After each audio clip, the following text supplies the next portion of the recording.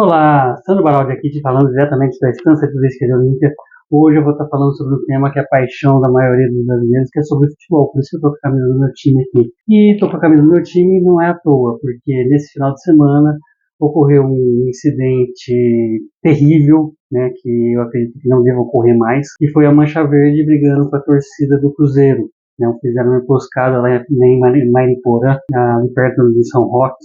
Teve uma morte, uma outra pessoa está em estado gravíssimo. São coisas assim que estragam o futebol. Teve um desembargador, não lembro qual que é a profissão dele exatamente. Eu lembro que ele tem um grande prestígio no futebol, né? E proibiu, parece que ao que tudo indica, parece que foi ele que fez a torcida única no Brasil, no estado de São Paulo.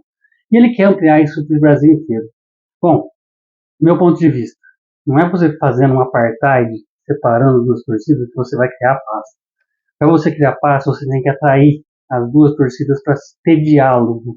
Né? Não é você dividindo que você vai promover a paz. Muito pelo contrário, você dividindo, você vai criar mais rixa ainda, vai criar mais briga ainda. A gente tem que usar exemplos que funcionam no mundo, não exemplos que não deram certo. O apartheid não deu certo na África do Sul. A gente sabe que virou lá tudo mais, né? Que até a década de 90, que teve o final do apartheid, enfim, né? A luta contra o preconceito. Mas assim, nesse caso não é luta contra o preconceito, mas sim é criar grupos que são opositores uns aos outros, né? Aumentar essa divisão em vez de aumentar a união, em vez de fazer com que as pessoas tomem consciência, se eduquem, sejam educadas a não promoverem a violência. Todo tipo de violência é mal visto por mim. Eu não sou a favor de violência de forma alguma, tá? Então, o que eu acho, como eu acho que deveria ser? Eu acho que deveria fazer muito o que foi feito na Inglaterra, né? Em 85 teve, 85 se não me engano foi, teve os hooligans, né? Teve uma final da UEFA Champions League e eles brigaram com pessoas de outros países, teve 38 mortos, a Inglaterra ficou 5 anos afastada de competições da UEFA, e ali a Margaret Thatcher começou a tomar algumas providências contra os hooligans, começou a colocar é, em volta dos estádios, os hooligans, quando não entravam no jogo, eles ficavam ali em volta, promovendo arruaça, promovendo quebradeira. Então ela começou a colocar obstáculos para que essas pessoas não entrassem em campo, né, não chegassem ao estádio ou chegassem com atraso. Enfim, aí começou a ter reconhecimento, só que com os erros que eles foram percebendo, eles foram evoluindo, né? O conservadorismo ele faz isso, né?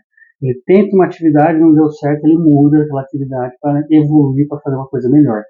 Até que chegou em 2012, 2013, na temporada 2012, 2013, eles conseguiram criar leis que proibiam as brigas, né? E quem fosse pego brigando nos estádios ou em torno dos estádios, iriam presos de 2 a 10 anos, né? Só no ano, na temporada 2012-2013, 2.453 pessoas foram presas, enquadradas nessa lei que foi criada. Resultado, hoje a Inglaterra é um espetáculo, todo mundo assiste a Premier League, hoje a Premier League é o melhor futebol do mundo e os estádios são uma maravilha, as pessoas torcem uma do lado da outra, mesmo sendo torcedores de outros times. Então isso daí é um processo que limpou os estádios da Inglaterra e foi aplicado em outros lugares do mundo, por exemplo, na Espanha, na Alemanha. Então, assim, esse é um projeto que funciona, e não fazer um apartheid, né? Então, esse procurador, esse desembargador, ele está totalmente equivocado, tá? Usando medidas que vai aumentar a violência em vez de diminuir. Não é a solução. A gente tem que procurar soluções para os problemas. E eu sempre venho aqui colocar as minhas ideias e expor soluções. Eu faço críticas construtivas. Quando eu faço a crítica contra o poder público, por exemplo, eu faço sempre um contraponto, colocando como que eu acho que devem ser as coisas, e não simplesmente atacando pessoas. Eu não preciso atacar pessoas, eu ataco ideias, eu ataco coisas que não dão certo, coisas que precisam ser mudadas na sociedade, né? É a mesma coisa do preconceito, né? Vamos entrar aqui na questão, já entrei, tem um card aqui em cima, de um caso que eu já falei do preconceito, né? Que foi o caso da Isa. E hoje eu vou pegar um outro caso, né, que tem a ver com futebol, que hoje o meu tema é futebol. E foi o Vinícius Júnior, jogador espetacular, joga maravilhosamente bem. Como em termos de técnica, a gente não tem que discutir a qualidade dele. Só que tem algumas qualidades do Vinícius Júnior que deixa a desejar. E para ser o melhor jogador do mundo, não basta ser só o melhor jogador do mundo. Vocês estão vendo aí algumas imagens, e eu peço que preste atenção no seguinte: reparem que todo ato violento, né, o jogador não pode ser violento dessa forma, não pode ser desleal dessa forma que o Vinícius Júnior está sendo nessas jogadas. E reparem um detalhe: todo jogador que ele é desleal são brancos, ou até loiros, né? Então, assim, será que realmente o preconceito é contra ele, ou será que ele está fazendo o preconceito virar contra ele? Né? Assim, então, é coisa para se pensar, não dá para acusar, não estou acusando o Vinícius Júnior de ser preconceituoso, até porque nas festas dele só vai mulher branca, né? Então, mas assim, são fatos, são coisas para a gente se pensar, né? Será que esses atos desleais aí que está na tela não fizeram com que ele perdesse a bola de ouro para outro jogador?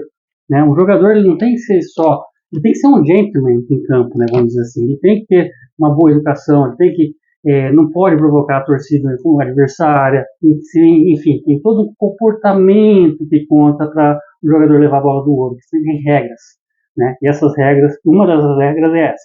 E outra coisa, Vinícius Júnior na seleção, infelizmente, na temporada 2023-2024, foi péssimo. A gente foi muito ruim na Copa América, a gente foi muito ruim na eliminatórias da Copa do Mundo. Até recentemente a gente estava na repescagem, né? Até o final da temporada 2024 da Europa, né? A gente estava na repescagem. Então, assim, tudo isso reflete num peso muito grande para o Vinícius Júnior não levar a bola de ouro. E um exemplo que eu quero dar de uma forma de combater o preconceito, que eu achei muito bem colocada, foi o que o Endrick fez no jogo do Palmeiras, no jogo do meu time. Eu acho que o preconceito tem que ser combatido de uma forma, o jogador mostrando a sua capacidade. Vocês estão vendo aí na tela. Ele fez um gol, imitou o King Kong, quando ele estava sendo chamado de macaco. Eu sou um macaco forte, sou um macaco foda, entendeu? Então, essa é uma forma correta de se combater o preconceito, de uma forma positiva, na minha visão, entendeu? Isso sim é combater o preconceito, não ficar com mimimi, ficar chorando na internet, sabe?